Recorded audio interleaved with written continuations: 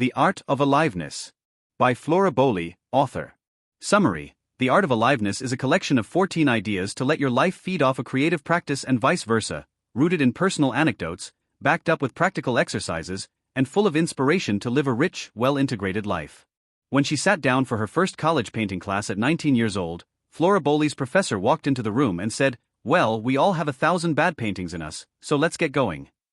What a way to start a career in art. More than 25 years later, Flora has indeed painted well over 1,000 paintings.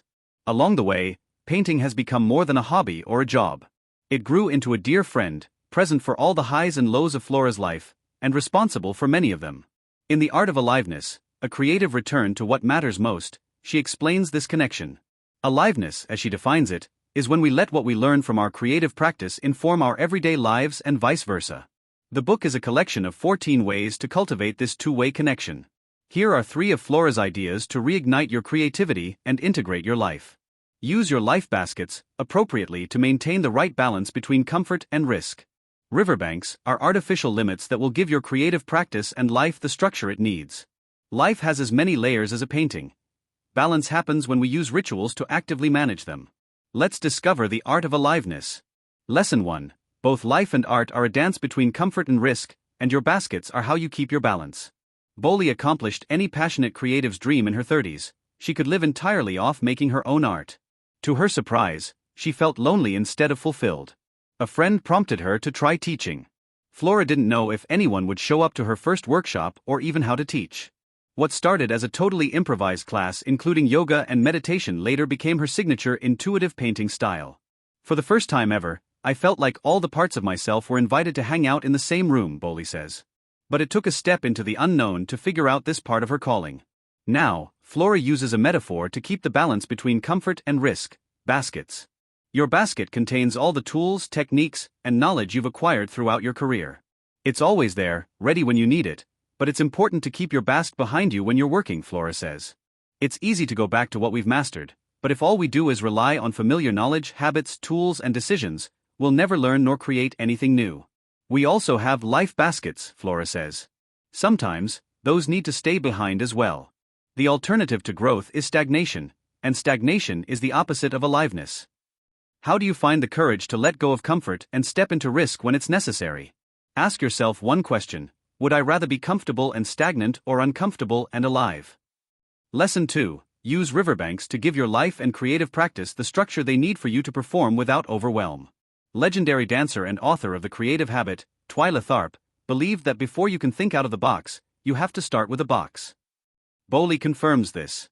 Flora is a free spirit, but too much freedom doesn't lead to perfect self-expression. It just leads to creative decision fatigue. Having once meditated 10 hours a day at a Vipassana retreat, Flora knows restrictions can be liberating. She calls them riverbanks. They can be anything, as long as they limit options and invite focus.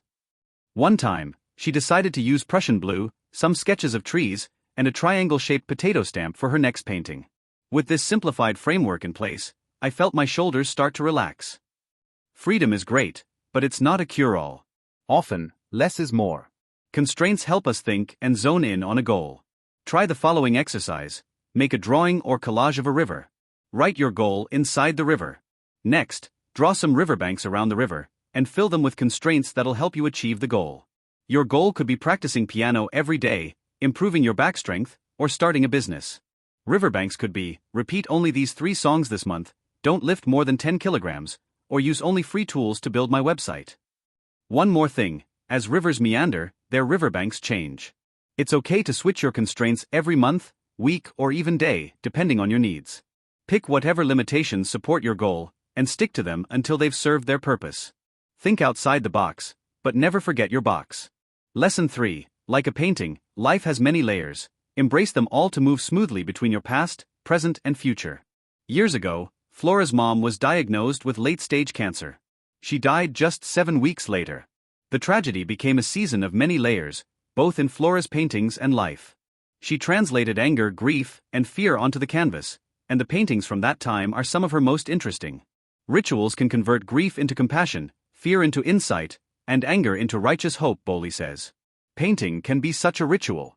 So can be rowing a boat across a lake, writing a journal, or attending a Burkinabe grief ceremony. Here's an idea for a ritual to help you break a rut. First, remember a difficult time in your life. Write a few lines about it. Then, come up with a body position that feels like it captures the experience. Remain in that position, then draw a symbol to sum everything up. It could be a circle, a hand sign, or breaking chains. Second, repeat the same 4 steps: reflecting, writing, posturing, drawing, for your present and your future. How do you feel right now? Where do you want to be in a few years? Third, equipped with all 3 positions, physically shift from one into the other. How does it feel to literally go from past to present to future? Also play with your symbols. Do they align? Match? Perhaps even add up to a 4th symbol?